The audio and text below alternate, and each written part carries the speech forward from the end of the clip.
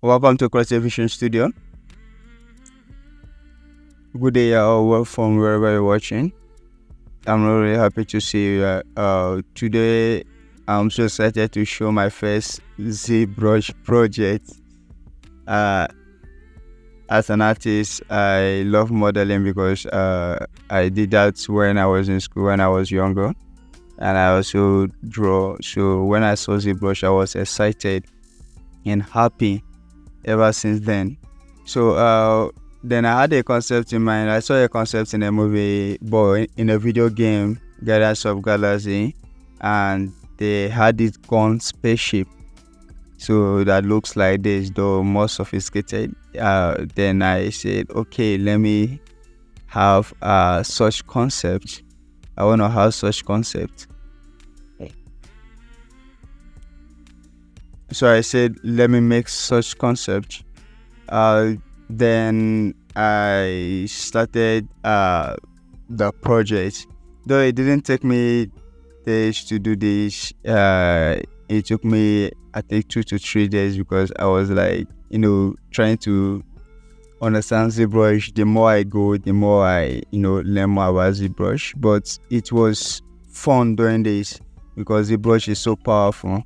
Guide you to the step in which I did this.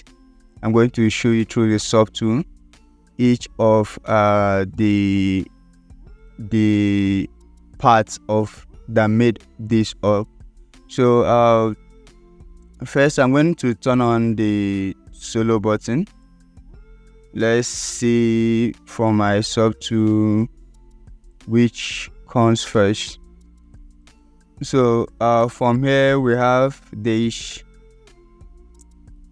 It is this part in ZBrush. It is easy to create things, and then you can also merge them. If you can look at the sub layer, sub tool menu here, you can duplicate. Okay, you can duplicate. You can append. You can append. So you can add an object to another object. Okay, so or you can add an object to the sub tool. So which is also nice. But if I should have 2 objects and I Control D or Control draw my mouse, is going to merge those 2 objects to become one. So far they are currently visible in the viewport, and this is why ZBrush is powerful. So you cannot just sculpt. You can model in ZBrush, and hard surface is fun in ZBrush. So just like every other software packages, has its own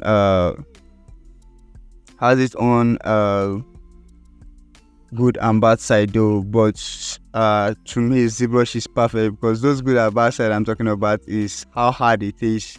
Okay, so let's look at this first ring.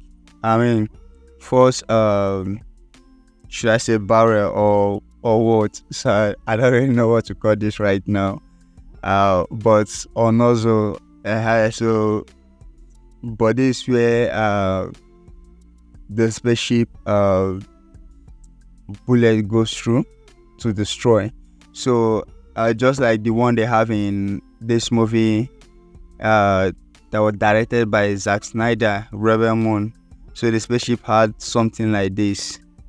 Okay, so but this is for, as you can see, you have a missile inside. Okay, so now you might be asking how I did this. This is simple. Then what I did is, if I should come to the move tool, then or you can go and change this to the transpose tool here, whichever option you want. Then I just have to go to the setting. Then I chose taper at first to taper this end. Okay, that's what I did at first. So when I did that, I started using bevel. Okay, I started using bevel to bring most of these places up and bevel it. Okay, that's what I did. So image, if I should go to the bevel deformer here, right here, that's what I did. Then I also use slice, okay, to create some indentation in it, and I use twist also. So these are all important inflates. Okay, so if you can use inflates to raise up some indentation too and all that, all these are just powerful. So this is the taper. Okay,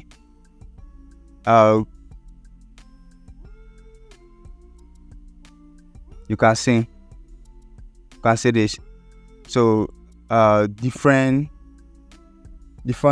objects. So this is the Z opacity, this one is the Y opacity.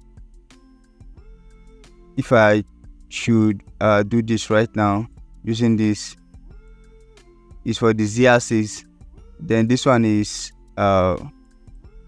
you can see this one is for the Y X axis, sorry. So this Y, this Z, and this Z2. That's how you can control this using the taper. So, and I use the taper to bring this in. Okay, so we also have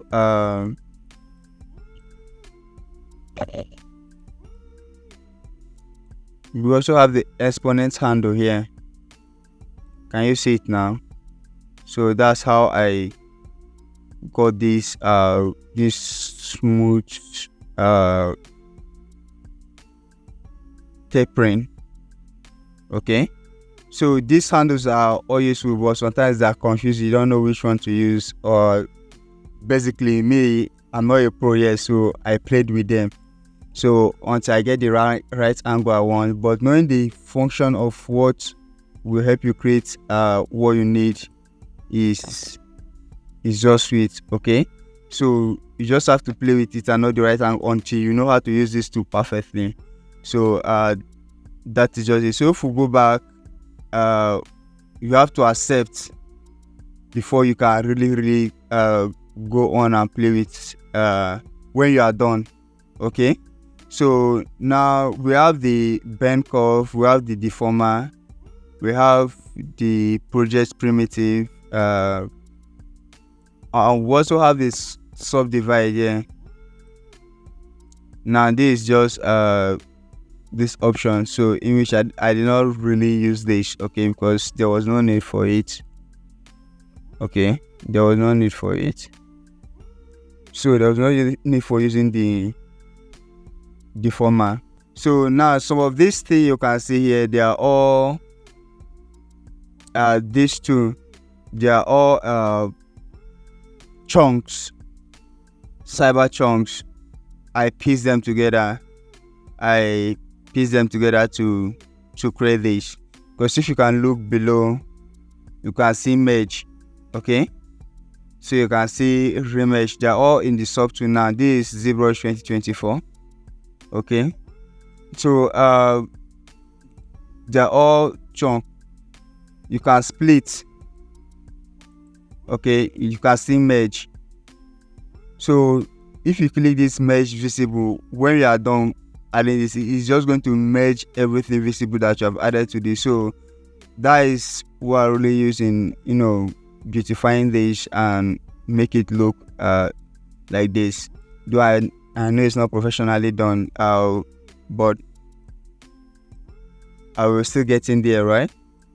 So now if you're a ZBrush beginner, I don't know how to explain this to you, but I'll be dropping a ZBrush tutorial, but I will recommend you to go online and watch from others also, because it might take me a while to release that tutorial. But if I want to do it, I'll do it as I'll do it in a way that every beginner is going to understand, because if you have, as a beginner, you have to feel the pain others are feeling, then you have to know how to tackle it, so that others get to enjoy the process and not suffer like some mistakes you had made and all that. This is the ring in the spaceship. Okay, so actually it is just a cylinder. Okay, and I got to bully the cylinder after I placed a boolean, sorry, boolean, not bully. So after I placed a boolean through it, then I had this hole, then I have to deform it to this size. Then I use the bevel deformer. Let's go to the bevel.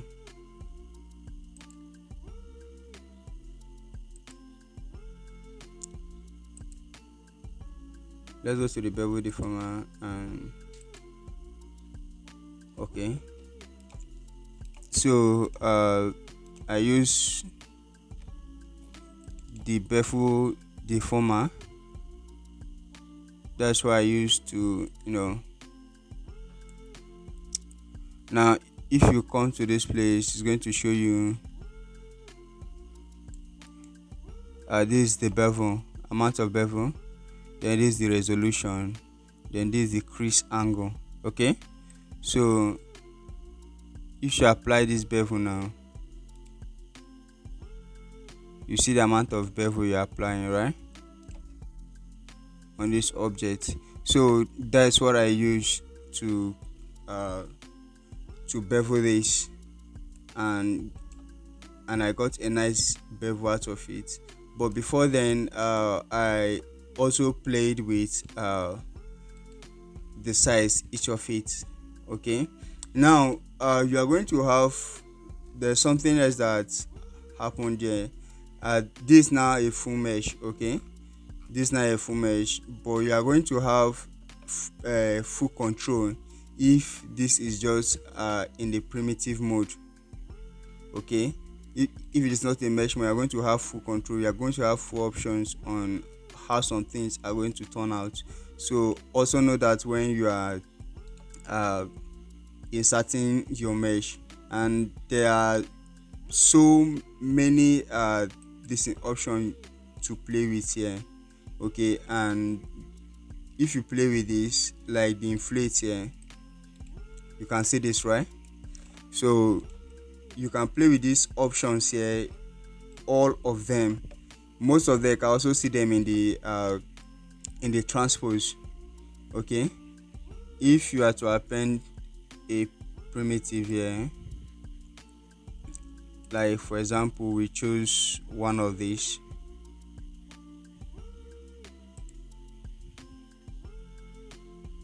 Good. Sorry, you can just hold Alt and click on it, then you are good to go.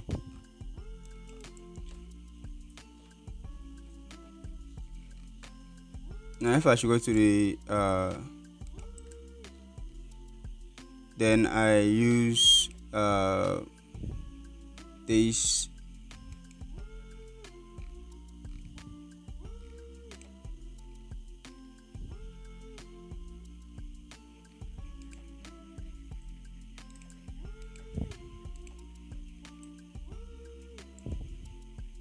Are you seeing this now?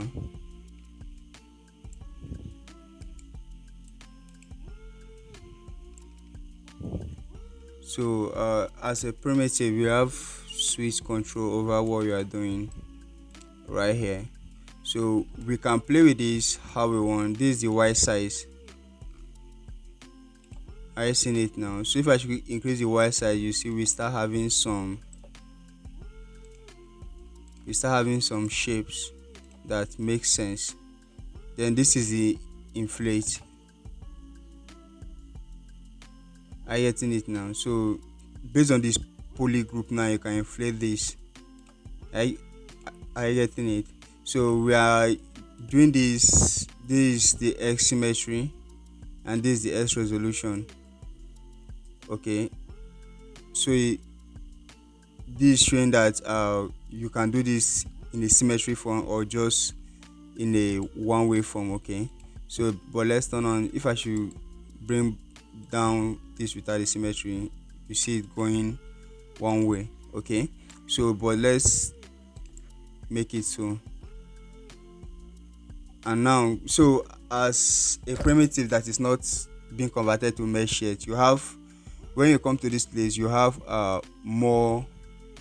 Everything what we have created is something techy, something sci-fi and all that. So you have more control over this.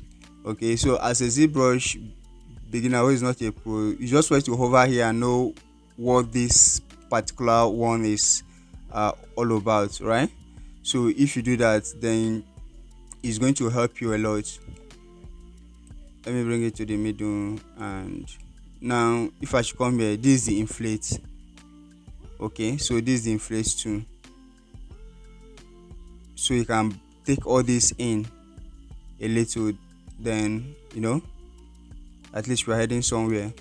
Then you have to also know this is the Y. Okay, so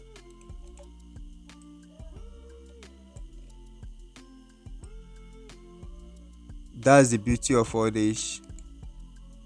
That's just the beauty of all this. So you have much control. So if I should go back and also choose to bevel this now, you see we start having something cool coming out of this.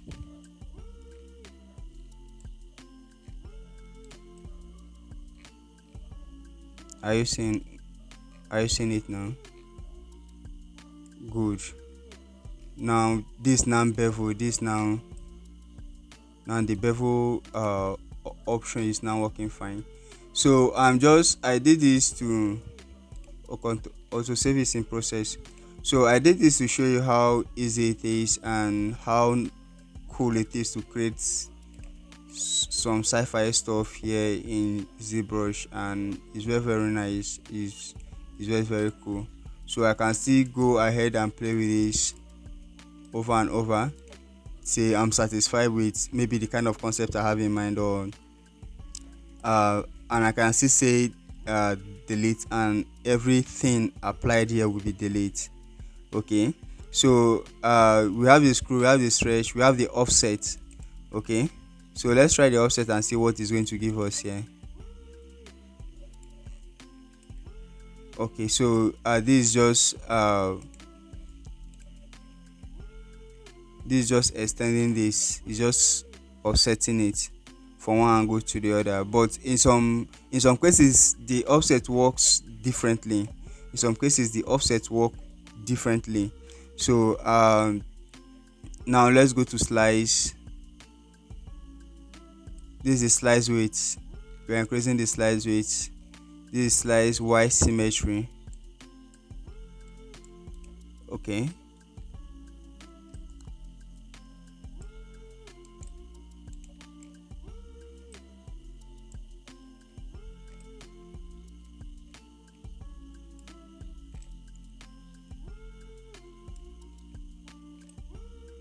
now after setting this, you just have to click this middle button. Okay, then you start slicing. Are you getting it? So I use the slice to create if you are not satisfied with this, you can still go in this place, still click the slice button. Sorry, look at it over here again. So we still create more. Now you have full control over the weight of this slice. I get it. So each slice now you created, you have full control over the weight. So you can see that. Then you can increase the height. So this is how we're talking about symmetry here, if to use or not. But you can see how easy it is to create tech things here in ZBrush, and this is beautiful. Okay, so sorry, I know this might have been dull for you as a beginner, but if you are a beginner in ZBrush, go watch beginners tutorial. And if you are just started, and I know this will be beneficial to you, how to create hard surface stuffs and sci-fi stuff in ZBrush in no minutes. So don't forget to like, share, subscribe, and please turn on the notification button. I'm going to this tutorial is not about teaching you things in ZBrush in a particular project file. I'm just using this medium to tell you how I'm just using this medium to tell you how I made this spaceship and how easy it is to create complex things in ZBrush and how much control you have over them, which is the sweetest thing you can ever have. So I'm going to delete this. I don't need it. So I'm going to unsolo this, and if I should press F, that should bring back our normal spaceship. So now if you have been dealing with polygroups and all that, you still have a lot of control over this. So please don't forget to like, share, subscribe, and also turn on the notification button. I'll be dropping more ZBrush tutorial on how to create simple sci-fi stuffs and how to make complex things also. So see you next time in my next video. Bye.